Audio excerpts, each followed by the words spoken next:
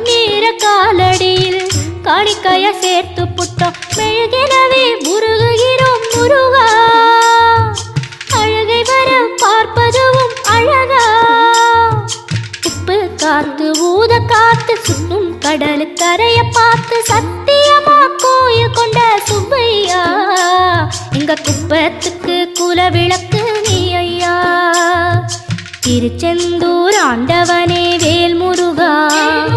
தினம் உனக்கு நன்றி சொல்வோம் மால் மருகா திருவடியில் தவமிருப்போம் திருமுருகா